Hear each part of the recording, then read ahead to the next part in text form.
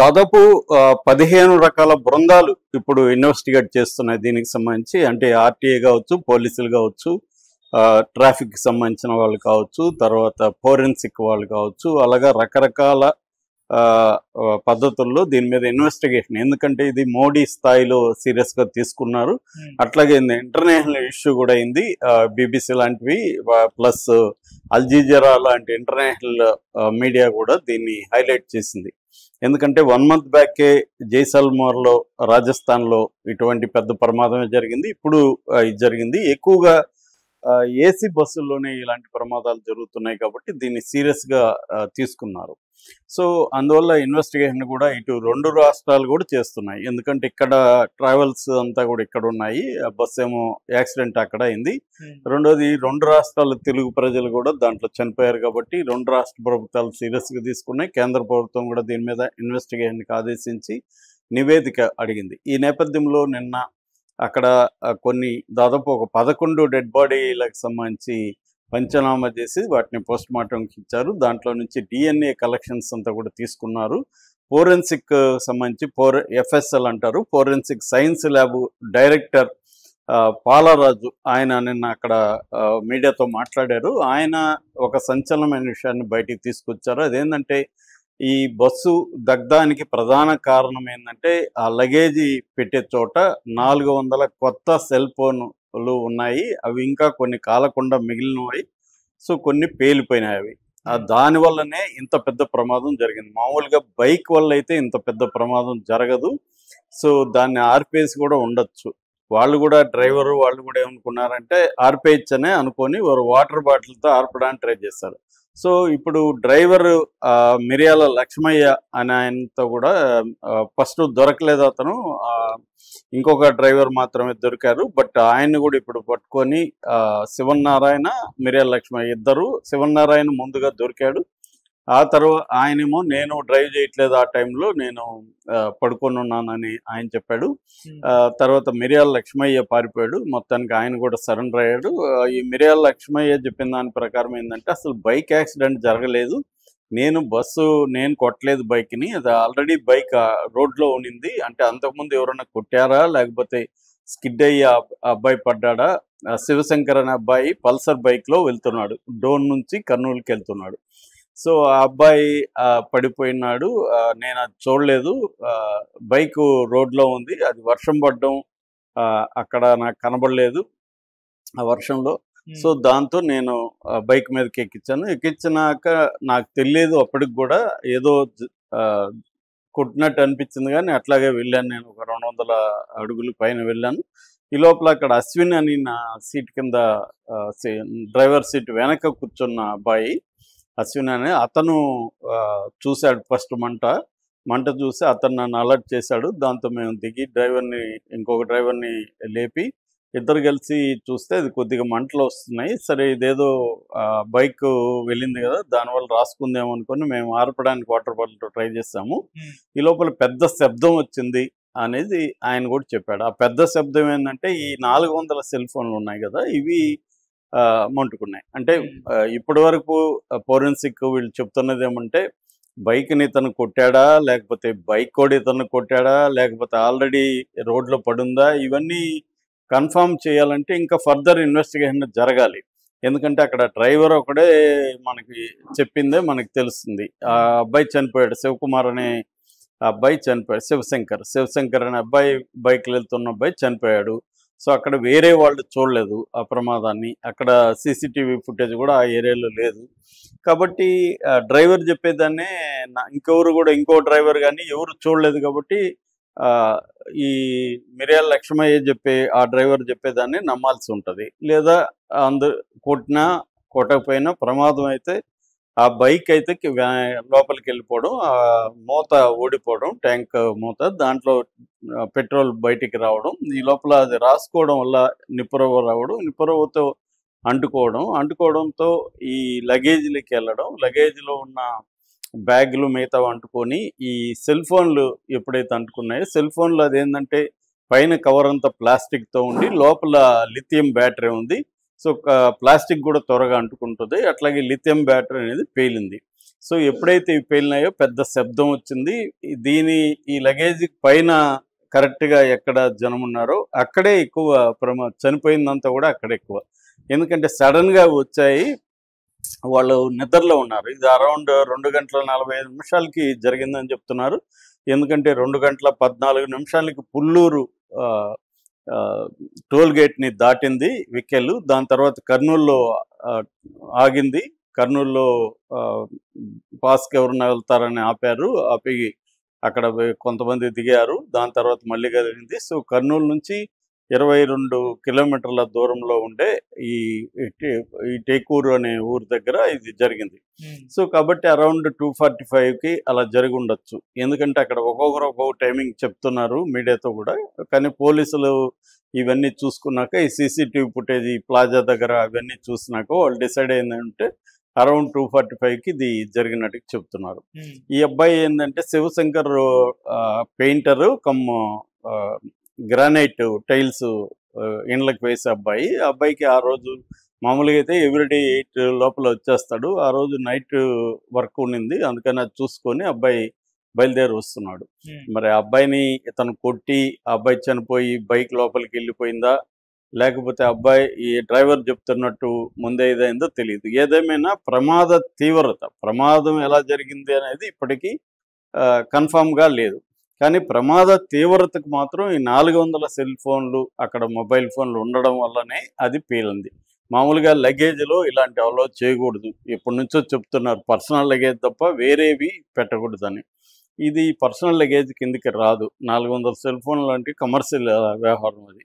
దాన్ని మరి వాళ్ళకి చెప్పకుండా ఇతను బ్యాగ్లో తీసుకెళ్ళిపోయి వాళ్ళకి చెప్పకుండా ఇది ఏదో వస్తువులు బట్టలు అట్లా ఏమన్నా పెట్టేస్తాడా, లేకపోతే వాళ్ళకి చెప్పి డబ్బులు ఇచ్చి. ఒక్కోసారి ఏంటంటే డ్రైవర్లు డబ్బులు తీసుకొని లగేజీలు ఎక్కించడం మనం చూస్తుంటాం. ప్రైవేట్ దీంట్లో ఒక్కోసారి పైనంతా కూడా కంప్లీట్గా నింపేస్తుంటారు. మామూలుగా అది లగేజ్ నింపకూడదు, కానీ నింపుతున్నవి మనం చూస్తున్నాం. సో అదే ప్రాబ్లం అనేది మేజర్గా చెప్తున్నారు. సో పేలడానికి అది ప్రాబ్లం.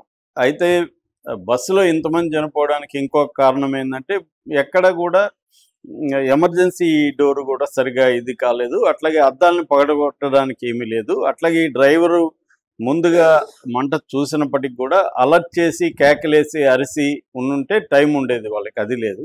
రెండోది ఏమంటే ఫ్రంట్ డోర్ జామ్ అయిపోయింది. ఎందుకంటే ఇక్కడ సెన్సార్ వైర్లు ఉంటాయి. ఆ సెన్సార్ వైర్ల వల్లనే డోర్ తెరుచుకుంటుంది. సో అటువంటి సెన్సార్ వైర్లు జామ్ అయిపోయినాయి ఈ వేడికి. ఈ జామ్ అయిపోవడం వల్ల కూడా జరిగింది. ఇక ఆల్రెడీ అన్నీ కూడా మండుకునే స్వభావం ఉన్న వస్తువులే లోపలంతా కూడా. కంప్లీట్గా బయటికి గాలిపోయే పరిస్థితి లేదు. కొంతమంది ఏంటంటే నిద్రలో ఉన్నారు ఆ టైంకి. ఆ నిద్రలో ఉన్నప్పుడు ఇది పీల్చుకొని కొంతమంది స్పృహ తప్పారు. వాళ్ళు నిద్రలోనే కాలిపోయారు. అలాగా కూడా జరిగాయి అన్నమాట. సో ఇవన్నీ ఏంటంటే కర్ణుడి చావుకి 100 కారణాలు అన్నట్టుగా మల్టిపుల్ రీజన్స్ అయితే ఉన్నాయి. అంటే ప్రమాదం జరిగినప్పుడు డ్రైవర్ నెగ్లిజెన్స్ ఒకటి ఉంది. నెగ్లిజెన్స్ ఉందా, లేకపోతే తను నిజంగానే వర్షంలో చూడలేదు. ఎందుకంటే మనకు నైట్ టైం విజన్ అనేది తగ్గిపోతుంది. ఒక్కోసారి ఇది హైవేలో డ్రైవ్ చేసే వాళ్ళకి అందరికీ తెలుసు. నేను కూడా చాలాసార్లు హైవేలో డ్రైవ్ చేస్తున్నాను. సో నైట్ టైం అయ్యేసరికి మనకి చాలా టెన్షన్ ఉంటుంది. ఎక్కడ ఏముందో సరిగ్గా ఎదురుగా లైట్లు వస్తుంటాయి. ఇవాళ ఏంటంటే ఎల్ఈడి లైట్లు, చాలా పవర్ఫుల్ లైట్లు వచ్చేస్తున్నాయి. అసలు నైట్ డ్రైవ్ చేయాలంటే ఇప్పుడు చాలా కష్టమవుతుంది. సో అందువల్ల మనకి అసలు దారి కనబడదు. ఒక్కోసారి గుడిగా వెళ్తానే ఉన్నట్టే మనకు అనిపిస్తూ ఉంటుంది. ఏదో చూసుకొని ముందు వెహికల్ పోయినట్టుగా మనం కూడా వెళ్తా ఉన్నట్టుగా అనిపిస్తుంది తప్ప మనకి దారి క్లియర్గా కనబడి వెళ్తున్నట్టే కనబడదు. రెండోది ఏంటంటే అత్యంత వేగం. ఈ మధ్య ఎలా పోతున్నారంటే మామూలు కార్లు వీళ్ళు కూడా 160లు 180లు కూడా వెళ్తున్నారు. నైట్లో కూడా 160 పోయే వాళ్ళు నేను చూశాను. ఆ స్థాయిలో వెళ్తే అసలు వాళ్ళకి ఇది లేదు. రెండోది ఏంటంటే ట్రాఫిక్ విలేజెస్లోంచి వెళ్ళాలి. మనకేంటంటే ఎక్స్క్లూజివ్ కారిడార్స్ లేవు మనకి.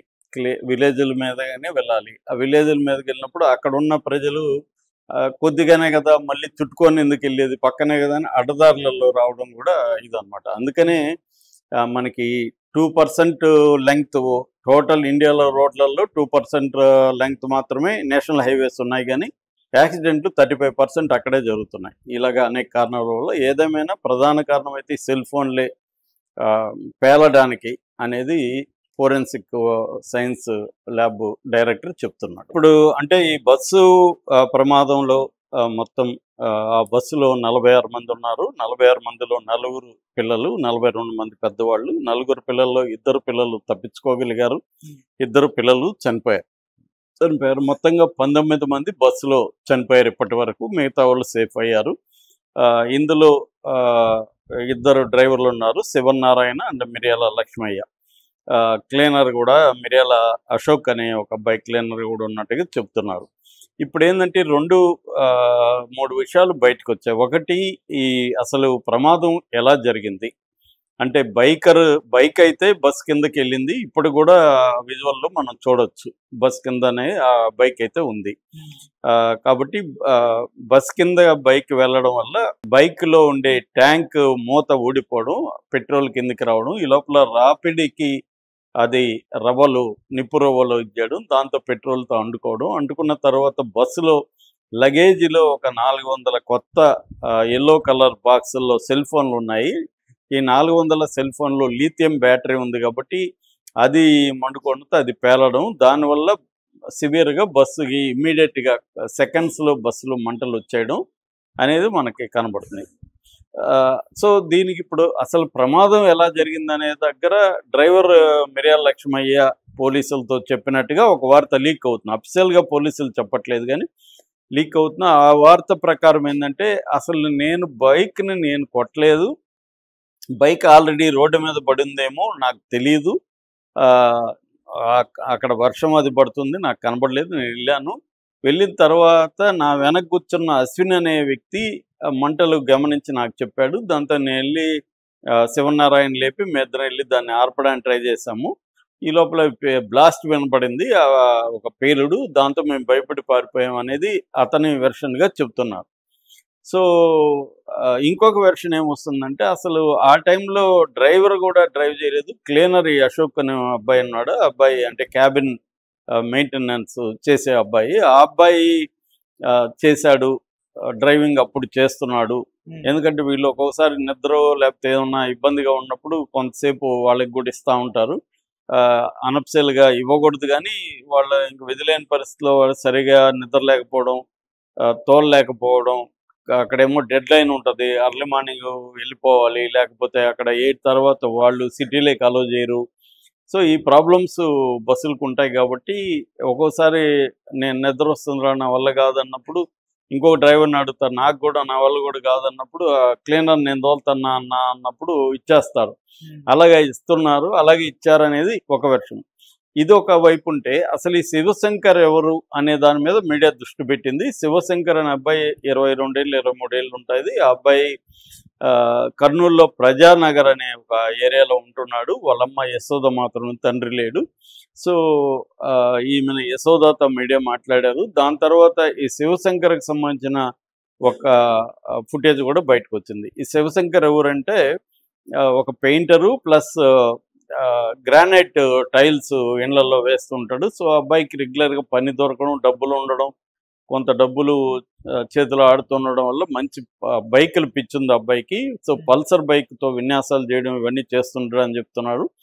కరెక్ట్గా 2 గంటల 20 నిమిషాలకి రాత్రి ప్రమాదం జరిగింది. 2 గంటల 40 నుంచి 45 నిమిషాల మధ్య ఈ అబ్బాయి ఏమో 2 గంటల 20 నిమిషాలకి, అంటే దాదాపు 20 నిమిషాల ముందు అనమాట, 2 గంటల 20 నిమిషాలకి ఒక పెట్రోల్ బంకులో పెట్రోల్ పోయించడానికి అబ్బాయి వెళ్ళిన సీసీటీవీ ఫుటేజ్ ఇప్పుడు బయటకు వచ్చింది. అది నేను చూశాను. అందులో ఏముందంటే, ఈ అబ్బాయి వెనకాల ఇంకెవరో ఒక అబ్బాయి బ్యాగ్ వేసుకుని అబ్బాయి కూడా కూర్చున్నాడు. ఇద్దరు అక్కడికి వచ్చారు.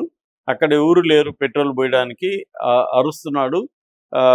అది కాసేపు దాని మీద కూర్చొని దాని తర్వాత ముందు వెనకున్న అబ్బాయి దిగాడు. దాని తర్వాత ఈ అబ్బాయి కూడా దిగాడు. దిగి పక్కకు వచ్చి వెతికారు. ఆ వెతుకుతున్నప్పుడు అతను తూలుతున్నాడు. ఈ అబ్బాయి శివశంకర్ తూలుతున్నాడు. మళ్ళీ శివశంకరే బైక్ దగ్గరికి వచ్చాడు. ఇంకొక అబ్బాయి కనబడలేదు. శివశంకర్ వచ్చి ఆ బైక్ని ఒక చేత్తో ఇలా తిప్పాడు రౌండ్కి. అంటే అది ఇట్లుంది, మళ్ళీ ఇప్పుడు ఇట్లా వెళ్ళాలి కాబట్టి బైక్ని కూర్చొని మామూలుగా తిప్పకుండా చేత్తో ఇలా తిప్పాడు, స్టాండ్ వేసే ఇలా తిప్పాడు. తిప్పి అంటే అబ్బాయికి కొంత బైక్తో విన్యాసాలు చేసే లక్షణాలు ఉన్నాయని అర్థమవుతుంది. తిప్పినాక బైక్ మీద కూర్చొని దాన్ని చాలా హార్ష్గా ఇలా తిప్పాడు. ఆ తిప్పేది అక్కడే స్కిడ్ అయింది. అంటే ఈ అబ్బాయి మందులో ఉన్నాడనేది అర్థమవుతుంది. ఆ అబ్బాయికి మందు అలవాటు ఉందని కూడా అతని ఫ్రెండ్స్ వాళ్ళు చెప్తున్నారు. సో మందేసుకొని డ్రైవ్ చేస్తున్నాడు అనేది పోలీసులు ఇప్పటివరకు చెప్తున్నారు. సో దాంట్లో క్లియర్‌గా 20 నిమిషాల ముందే అబ్బాయి తూగుతున్నాడంటే ఖచ్చితంగా మందేసుకొని డ్రైవ్ చేస్తున్నట్టు అర్థమవుతుంది. రెండోది అబ్బాయికి విన్యాసాలు చేసే అలవాటు కూడా ఉన్నట్టుగా కూడా తెలుస్తుంది. దీని నుంచి ఆ అబ్బాయే బైక్‌ని కొట్టినట్టుగా బస్సుని అబ్బాయి ఢీకొని ఆ బస్సు ఆ స్పీడ్‌కి అబ్బాయి కింద పడిపోయాడు. బండి లోపలికెళ్ళిపోయింది. అందుకనే డ్రైవర్‌కి తెలీదు. ఏదో జరిగిందని ఆయనకి ఇమ్మీడియేట్‌గా ఏమి తెలియదు. వెనకాల తగిలింది కాబట్టి ఆయనకి తెలియదు. సో ఆయన వెళ్ళిపోతున్నాడు. ఈ బైక్ లోపలికెళ్ళిపోయింది. అది కూడా ఆయన గమనించలేదు. పక్కన వెనకున్న అశ్విన్ అన్న అబ్బాయికి మంటలు కనబడి అశ్విన్ అన్న అబ్బాయి కూడా మీడియాతో మాట్లాడాడు. నేను ఫస్ట్‌లో చూశాను. నాకు మంటలు కనబడ్డాయి. నేను ఇమ్మీడియేట్‌గా డ్రైవర్‌ని అలర్ట్ చేశాను. డ్రైవర్ కూడా ఆపి పక్కనున్న శివనారాయణ లేపి వెళ్ళి ఆ మంటల్ని నీళ్లతో, వాళ్ళు కూడా చిన్నవనుకున్నారు, నీళ్లతో అరపడానికి ట్రై చేస్తున్నారు. కానీ అవి ఈ లగేజ్‌లో 400 సెల్ ఫోన్లు ఉండడం వల్ల అవి ఆ లిథియం బ్యాటరీ అంటుకోవడం వల్ల అది పేలింది. దానివల్ల బస్సులోకి ఇమ్మీడియేట్‌గా వచ్చాయి. ఎక్కడైతే లగేజీ పెడతారో దానిపైన బస్సులో ఉన్నవాళ్ళు ఎక్కువ మంది చనిపోవడానికి ప్రధాన కారణం ఇదే. ఈ లోపల జనం ఇది చేశారు. మళ్ళీ ఒక హరీష్ అనే ఒక అబ్బాయి ఆ టైంలో అక్కడ పోతున్నాడు. ఇది చూసి ఇమ్మీడియేట్‌గా అబ్బాయి బస్సు అక్కడ దిగి రాళ్లతో అతను అద్దాలు పగలగొట్టి 10 మందిని సేవ్ చేసింది హరీషే అని ఇది కూడా చెప్తున్నాను. లేకపోతే ఇంకొక 10 మంది చనిపోయి ఉండేవాళ్ళు. ఎందుకంటే అవి అద్దాలు అంత రాలేదు. అతను ఇమ్మీడియేట్‌గా రాళ్ళు తీసుకొని బయట నుంచి కొట్టడం వల్ల అద్దం పగిలిపోయి అద్దం నుంచి కిటికీల నుంచి లాగగలిగారు. పైగా అతను ఉండడం వల్ల లాగడం ఈజీ అయింది మనుషుల్ని. అలాగా 10 మందిని అతను ఒక్కడే సేవ్ చేశాడనే వార్త కూడా ఇప్పుడు వస్తుంది. అతను కూడా మీడియాతో మాట్లాడాడు. సో అంటే ఈ శివశంకర్ తాగి రాంగ్ రూట్లో వెళ్ళి ఈ దీన్ని గుద్దడం వల్ల, బస్సును గుద్దడం వల్లే ఇది జరిగింది అనేది యాక్సిడెంట్ కారణమైతే శివశంకర్ తాగి ఉండడము అనేది ఇప్పుడు పోలీసులు ప్రాథమిక విచారణలో నిర్ధారణకు వచ్చినట్టుకు తెలుస్తుంది. అయితే ఇది ప్రమాదం తీవ్రత పెరగడానికి మాత్రం ఈ 400 మొబైల్ ఫోన్స్ అక్కడ ఉండడం. మామూలుగా అయితే లగేజ్లో మొబైల్ ఫోన్స్, అన్ని ఫోన్స్ ఒక దగ్గర అక్కడ పెట్టడం రాంగ్. అది మనకి చాలా ఫ్లైట్లలో కూడా కొన్ని రకాల మొబైల్ ఫోన్స్ని అలో చేయరు.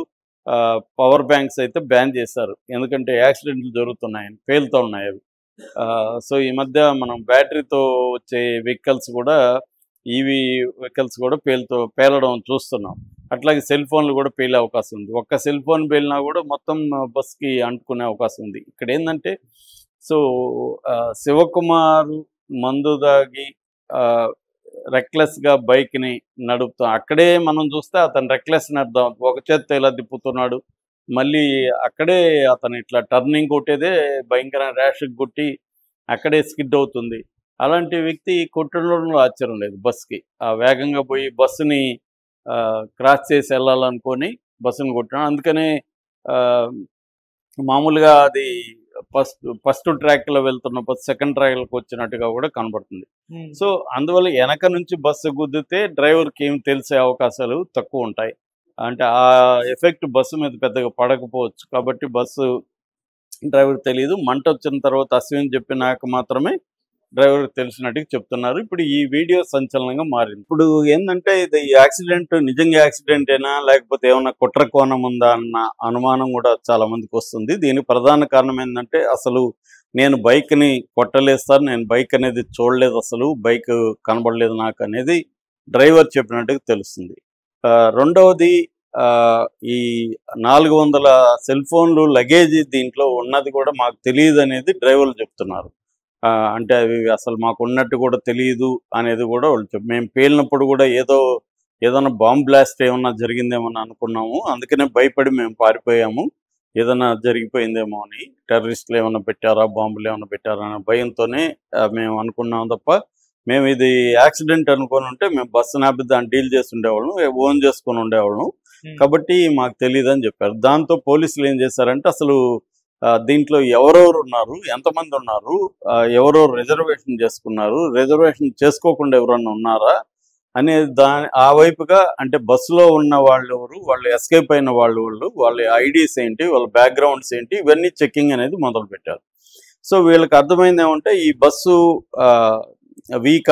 వేమూరి కావేరి ట్రావెల్స్, వేమూరి వినోద్ కుమార్ అనే దీని ఓనరు, వీళ్ళకి దాదాపు 250 బస్సుల వరకు ఉన్నాయని చెప్తున్నారు. సో ఇది వచ్చి మల్టీ యాక్సెస్ సాక్నిక్ ఏసీ స్లీపర్ బస్సు. ఇది డయ్యూ డామన్లో రిజిస్ట్రేషన్ అయింది, DD 01N9490. రిజిస్ట్రేషన్ అక్కడ ఎందుకు అయిందంటే ఈ మధ్య కాలంలో మనం చాలా బస్సులకి NL అని కనబడుతుంది. నాగాల్యాండ్ డయ్యూ డామన్ ఇలాగా నార్త్ ఈస్ట్లలో ఎక్కువగా అవుతున్నాయి. మనకు ఆ మధ్య దివాకర్ ట్రావెల్స్ బస్సు, దివాకర్ రెడ్డి వాళ్ళవి, జేసీ దివాకర్ రెడ్డి వాళ్ళ బస్సులు ఇదైనప్పుడు కూడా అవన్నీ కూడా నార్త్ ఈస్ట్ నుంచి అయినాయి అనేది చెప్పారు. ఇది నార్త్ ఈస్ట్లో అయింది, మళ్ళీ రిజిస్ట్రేషన్ ఏమో రాయ్గఢ్ ఒరిస్సాలో అయిందనమాట.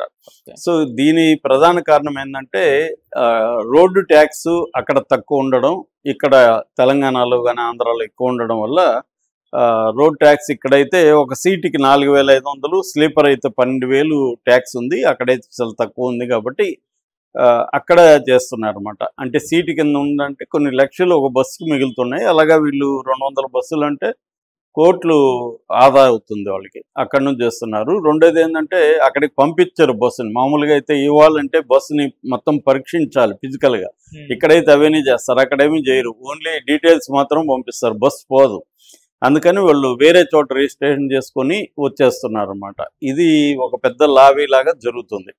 సో ఇది కూడా అలాగే చేశారు.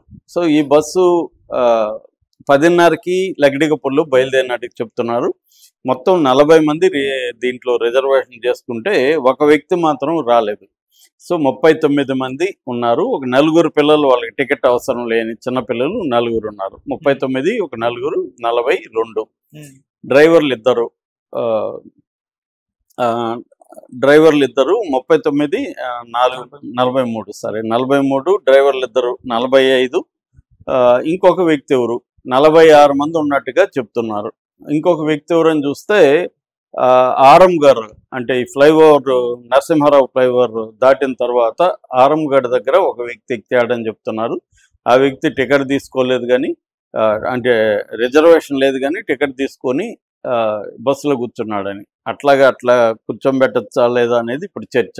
మామూలుగా చాలా మందిని ఎక్కిచ్చేస్తున్నారు. ఆ మధ్య అయితే నేను ఒక బస్సులో ఇట్లాగే స్లీపర్ బస్సులో పోతే మొత్తం నిలబడి కూడా ఉన్నారు. సంక్రాంతి టైంలో కానీ మనం బస్సులో చూస్తే మొత్తం మనం అసలు పడుకునే వాళ్ళకి కూడా అడ్డుగా ఉంటారు వాళ్ళు, లేకపోతే కొద్దిగా ఉంటే అక్కడ కూర్చునేస్తారు. ఎందుకంటే వాళ్ళు అంత గంటలు జర్నీ చేయాలి కదా, వాళ్ళని మనం ఎక్కించిన వాళ్ళు తప్పది. సో అలాగే ఎక్కిచ్చేస్తున్నారు అనమాట. సీట్లు ఒక పక్క కింద ఒక రో సీటింగ్ ఉంటుంది, మిగతా ఇటు పైన ఇటు 2 వైపులా ఈ స్లీపర్ ఉంటుంది. వీళ్ళు ఏం చేస్తే ఎక్కిచ్చేస్తున్నారు. అలాగే డబ్బులు ఎక్కువ వస్తాయి అప్పుడు, ఎందుకంటే టికెట్ ఇది కూడా రేట్లు ఎక్కువ పెట్టేసుకుంటారు కాబట్టి డైనమిక్గా ఉంటాయి టికెట్ రేట్లు, ఫిక్స్డ్ ఏమి ఉండదు, ఎవరు ఇష్టం వచ్చినట్టు వాళ్ళు పెంచుకోవచ్చు కాబట్టి ఎక్కువ మందిని ఎక్కిస్తారు. అలాగా ఇతన్ని ఎక్కించినట్టుగా చెప్తున్నారు. ఆ వ్యక్తి ఇప్పుడు మిస్సింగ్ అని చెప్తున్నారు. మిగతా వాళ్ళ ఐడెంటిటీలన్నీ తెలుస్తున్నాయి కానీ ఆ వ్యక్తి మిస్సింగ్ అని. కాలిపోయాడా లేకపోతే అతను ఎస్కేప్ అయ్యాడా? ఎందుకంటే ఈ బస్సు పుల్లూరు టోల్ ప్లాజా దాటింది వచ్చి 2.14, అంటే 2 గంటల 14 నిమిషాలకి పుల్లూరు టోల్ గేట్ దాటింది. దాటినాక డ్రైవర్ ఏం చెప్తామంటే మేము కర్నూలు దగ్గర ఆపాము, దీనికి చిన్న ఇంటర్వ్యూలు ఇచ్చాము, సో అదైనాక మళ్ళీ మేము బయలుదేరామని చెప్తున్నాడు. కర్నూలు నుంచి 22 కిలోమీటర్ దగ్గర ఇది జరిగింది, చిన్న టేకూరు అనే ఊరి దగ్గర. అక్కడ జరిగినప్పుడు దాదాపు 2 గంటల 45 నిమిషాలు. సో ఈ వ్యక్తి ఏమన్నా అక్కడ దిగేసి మళ్ళీ ఎక్కలేదా, మామూలుగా జనరల్గా ఏదో చెక్ చేస్తారు కానీ ఎవరన్నా మిస్ అయ్యారా అనేది ఇదని పర్టికులర్గా ఎవరి సీట్ అనేది చూసే పరిస్థితి లేదు. అలాగే ఏమన్నా ఇతను మిస్ అయ్యాడా అనేది తెలియదు అనమాట. సో పైగా ఇదేంటంటే ఈ బస్సు అసలు స్లీపర్ బస్ కాదు, వీళ్ళు సీటింగ్ కోసం 43 సీట్ల రిజిస్ట్రేషన్ జరిగింది, స్లీపర్గా రిజిస్ట్రేషన్ జరగలేదనేది కూడా చెప్తున్నారు. అట్లాగే ఇది టూరిస్ట్ బస్సుగా చేసుకున్నారు తప్ప ప్యాసింజర్ ట్రావెల్గా రిజిస్టర్ చేయలేదని కూడా చెప్తున్నారు. అంటే ఓనర్ వైపు నుంచి కూడా అనేక తప్పులు జరిగాయి. సో ఇప్పుడు ఈ వ్యక్తి ఎవరు? ఈ వ్యక్తి ఏమన్నా ఈ సెల్ ఫోన్లు తెచ్చి వాటిని బ్లాస్ట్కి ఇతను కారణమయ్యాడా, వాంటెడ్లీగా చేశాడా, లేకపోతే అనుకోకుండా జరిగిందా అనేది ఇప్పుడు ఇన్వెస్టిగేషన్ జరుగుతుంది. అంటే దీంట్లో మనకేందంటే ప్రతి ప్రమాదంలో కూడా యాక్సిడెంటా, కుట్ర కోణమా? మనకు అహ్మదాబాద్లో ఎయిర్ ఇండియా ఫ్లైట్ అప్పుడు కూడా ఇదే డిస్కషన్ నడిచింది, ఒక వ్యక్తి ఎవరు చేశారని. అలాగా స్కోప్ ఉంది ఇవాళ. ఎందుకంటే ఇండియా పాకిస్తాన్కి మధ్య వార్ తర్వాత వాళ్ళు ప్రాక్సీ వార్ అనేది మొదలు పెట్టారు. ప్రాక్సీ వార్ అంటే ప్రచ్ఛన్న యుద్ధం, డైరెక్ట్గా కాకుండా మన ప్రజల్ని వేరే వేరే పద్ధతుల్లో చంపడానికి వాళ్ళు స్లీపర్ సెల్ని అప్రమత్తం చేస్తున్నామని జైషే మహమ్మద్ వీళ్ళందరూ ఆల్రెడీ ప్రకటించారు. సో అందువల్ల ప్రతి ప్రమాదాన్ని మనము కుట్ర యాంగిల్లో నుంచి కూడా ఇన్వెస్టిగేషన్ చేయాల్సి ఉంది. పైకి యాక్సిడెంట్ లాగా కనబడే విధంగా, అంటే ఈ మధ్య కాలంలో ఏంటంటే యాక్సిడెంట్ లాగా కనబడే విధంగా కూడా చేయగలరు.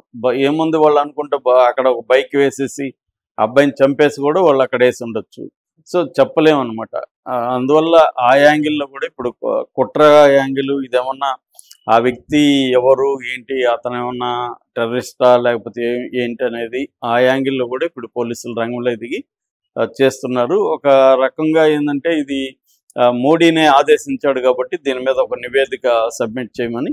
ఇప్పుడు మనకి పాకిస్తాన్ ఆపరేషన్ సింధూర్ తర్వాత, యుద్ధం తర్వాత ఎన్ఐఏ లాంటి సంస్థలు, యాంటీ టెర్రరిస్ట్ స్క్వాడ్లు ఇవన్నీ కూడా అప్రమత్తమయ్యి ప్రతి సంఘటనని క్షుణ్ణంగా పరిశీలిస్తున్నారు. ఈ యాంగిల్లో ఏమన్నా జరుగుతుందా ఏంటి అనేది.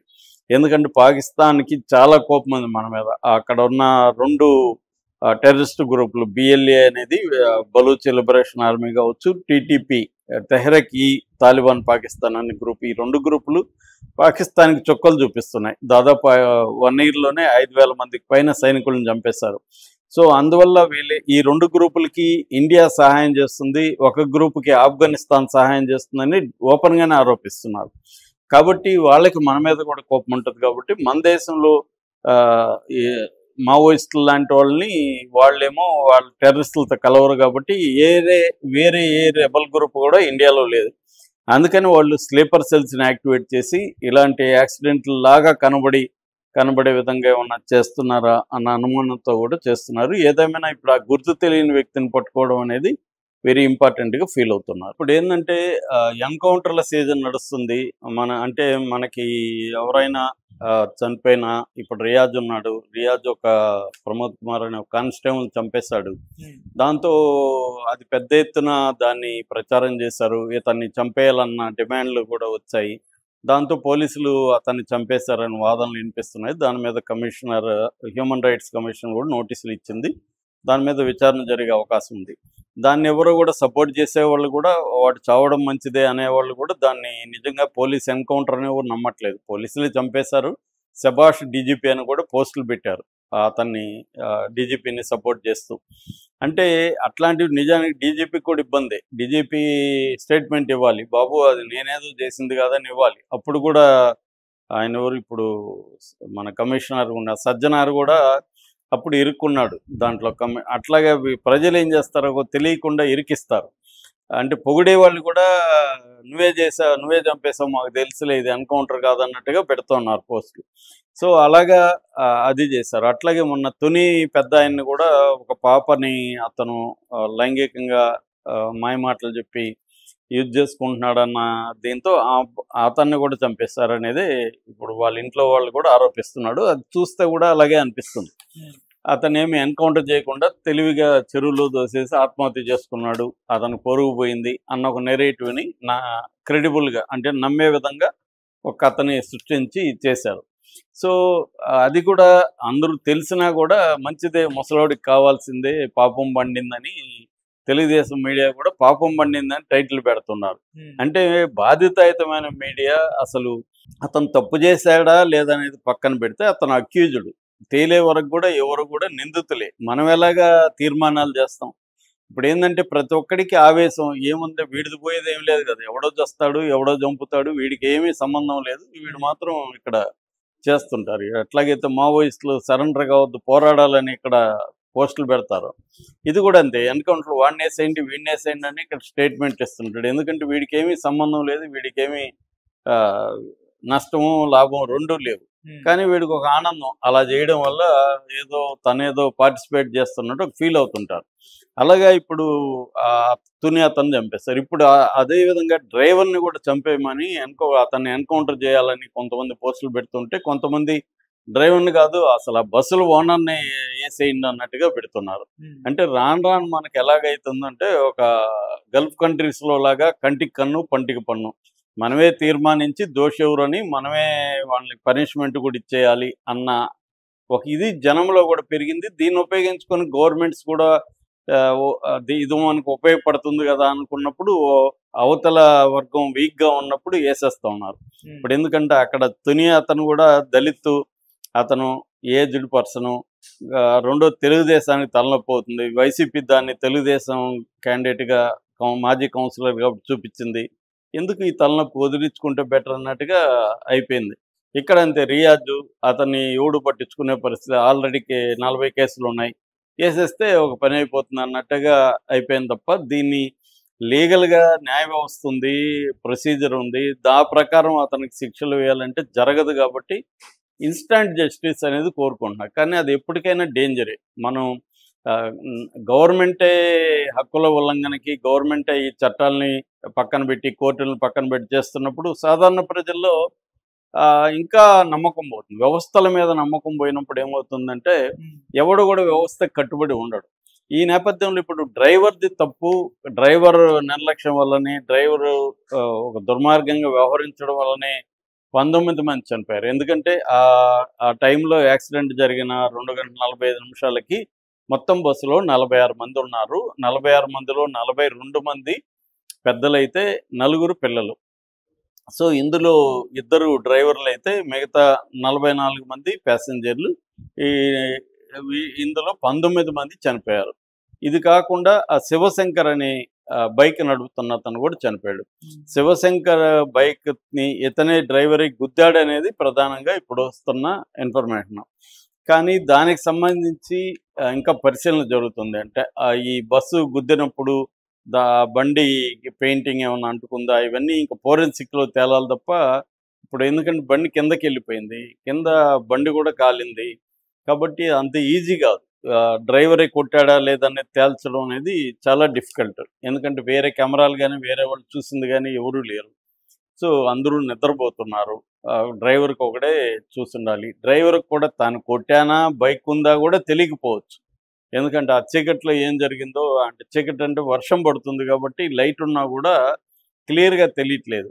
సో అందువల్ల డ్రైవర్ కూడా పొరపడి ఉండే అవకాశం ఉంది. డ్రైవర్ ఏం చెప్తున్నాడంటే నేను కొట్టలేదు, అది ఆల్రెడీ బైక్ అక్కడ ఉన్నింది, నేను చూసుకోలేదని చెప్తున్నాడు. చూసుకున్నప్పుడు నీకు బైక్ అక్కడ ఉన్నిందా, నువ్వు కొట్టావా అనేది ఎలా తెలుస్తుందో చెప్పలేము. సో ఏదేమైనా ఇప్పుడు డ్రైవర్ గురించి కూడా ఎంక్వైరీ మొదలైంది. 2 డ్రైవర్లు ఉన్నారు. ఒక ఆయన పేరు ఎన్ శివనారాయణ, ఆయన పడుకొని ఉన్నాడు. డ్రైవింగ్ చేస్తున్న వ్యక్తి పేరు మిరియాల లక్ష్మయ్య. ఈయనది పల్నాడు జిల్లా కారంపూడి తాలూకా ఒప్పిచెర్ల అనే గ్రామం అని చెప్తున్నారు. ఈయన ఇంతకుముందు లారీ డ్రైవర్కి చేసేవాడు. లారీ డ్రైవర్గా ఉన్నప్పుడు కూడా ఒకసారి యాక్సిడెంట్, చెట్టుకు గుద్దేసి అందులో క్లీనర్ చనిపోయాడు. అప్పుడు కూడా ఈయన యాక్సిడెంట్లు ఎంతో ర్యాష్ డ్రైవర్ అని చెప్తున్నారు చాలామంది.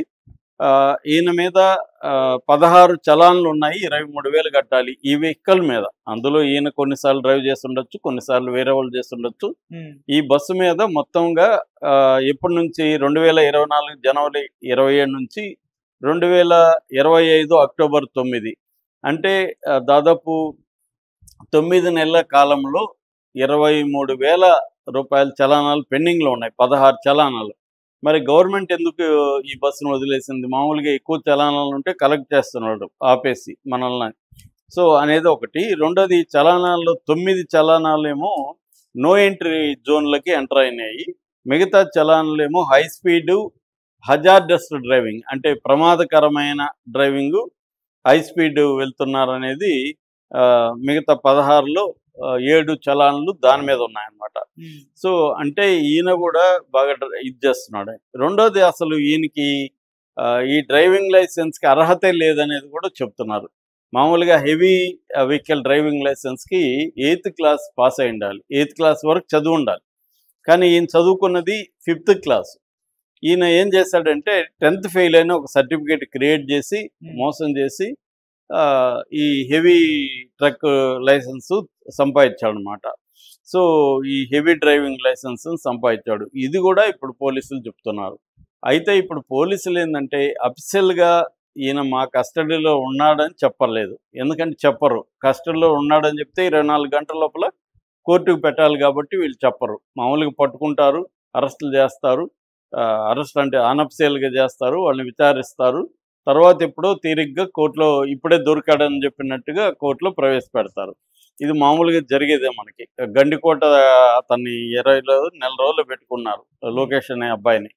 సో వాళ్ళ ఇంట్లో వాళ్ళేమో పోలీస్ స్టేషన్లో ఉండారంటారు, వీళ్ళనేమో అడిగితే మా దగ్గర లేదంటారు. ఇదే జరుగుతుంది. మామూలుగానే పోలీసులు ఏం చేస్తారంటే నిందితుల్ని తెచ్చి పోలీస్ స్టేషన్లో కొద్ది రోజులు పెట్టుకొని మళ్ళీ ఎప్పుడూ తిరిగ్గా కోర్టుకి పెడుతుంటారు. ఇది రెగ్యులర్గా జరిగేది వాళ్ళు. ఎందుకంటే వాళ్ళకి అఫీషియల్గా మళ్ళీ పోలీస్ కస్టడీకి తీసుకోవడం ఇవన్నీ ఎందుకులే అని చెప్పి ఇదే చేస్తుంటారు అనమాట. ఇన్వెస్టిగేషన్ కోసం పర్పస్ పెట్టుకుంటూ ఉంటారు. అలాగా ఇతన్ని కూడా పెట్టుకొని ఉన్నారు. అయితే ఇప్పుడు అతన్ని ఏమన్నా ఎన్కౌంటర్ చేయబోతున్నారా అన్న డౌట్ అయితే ఉంది. ఎందుకంటే ప్రజల్లో వస్తుంది కాబట్టి అతను చంపేస్తే చాలామంది ఆనందిస్తారు. ఇప్పుడు ఏమవుతుందంటే మనకి ఎవరినన్నా చంపేస్తే ఇంకా ఆనందిస్తారు, ఇంక ఇన్వెస్టిగేషన్ లేదు, అక్కడ క్లోజ్ అయిపోతుంది కదా. వీళ్ళకి కూడా ఆనందం. ఇన్వెస్టిగేషన్ చేసి ఇప్పుడు ఓనర్ తప్పులు ఉన్నాయా లేదా ఇవన్నీ తేలాలి కదా, అవన్నీ జరగవు. నిజానికి నిన్న ఒక పోస్ట్ వైరల్ అవుతుంది, అది నిజమా కాదా నాకైతే తెలీదు. అదేంటంటే పవన్ కళ్యాణ్ ఫస్ట్ ఒక పోస్ట్ పెట్టాడు, అందులో వేమూరి ట్రావెల్స్కి చెందిన బస్ అని పెట్టాడు. దాని తర్వాత గంట తర్వాత వేమూరి ట్రావెల్స్ తీసేసి ప్రైవేట్ ట్రావెల్స్కి చెందిన ఒక బస్సు అని పెట్టాడు అనేది వైరల్ అవుతుంది. నిజంగా పవన్ అలా పెట్టాడా లేకపోతే వైసీపీ వాళ్ళు దీన్ని కూడా వాడుకుంటున్నారో తెలియదు. ఏదేమైనా వేమూరి అతని ఊరు వినోద్ కుమార్ అనే ఆయన ఓనరు. అతను ఎవడు, అతను ఎక్కడున్నాడు ఏంటి అనేది ఇప్పటివరకు పోలీసులు చేయట్లేదు. లేదా అతను కూడా పట్టుకొని ఉన్నారా అనేది తెలియదు. ఎందుకంటే 250 బస్సులు ఉన్నాయి, వేమూరు అనే పేరు ఉందంటేనే అతని సామాజిక వర్గం అన్ని జనాలకు అర్థమైనాయి. సో అతనికి ఇన్ఫ్లుయెన్స్ ఉంటుంది గవర్నమెంట్లో, కాబట్టి మేనేజ్ చేసుకుంటాడు. ఎందుకంటే అతను అన్నీ కూడా ఫ్రాడ్ అని కనబడుతున్నాయి. అతను చేసిందేమో డైడామన్లో దీని రిజిస్ట్రేషను, ఆ తర్వాత ఇది యాక్చువల్గా కొనింది ఎవరంటే హెబ్రాన్ అని ఒక అతను హెబ్రాన్ ఇన్ఫ్రాస్ట్రక్చర్ లిమిటెడ్ పేరుతో ఫస్ట్ ఈ బస్సును కొన్నారు 2018లో. 2023 వరకు అతను పెట్టుకొని ఆ తర్వాత వి కావేరీ వాళ్ళకి అమ్మాడు. వి కావేరీ వాళ్ళు ఏం చేశారంటే డైడామ్లో దాన్ని రిజిస్ట్రేషన్ చేసుకొని ఆ తర్వాత దీనికి సంబంధించి రాయ్గఢ్లో చేశారు.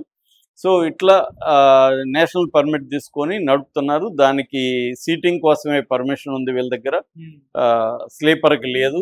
రెండోది ఏంటంటే ఓన్లీ అది దాని ఏమంటారు ట్రావెల్స్ టూరిజం పర్పస్ కోసం వాడాలనేది దీనికి ఉన్న లైసెన్స్. కానీ వీళ్ళు ప్యాసింజర్ ట్రావెల్గా వాడుతున్నారు.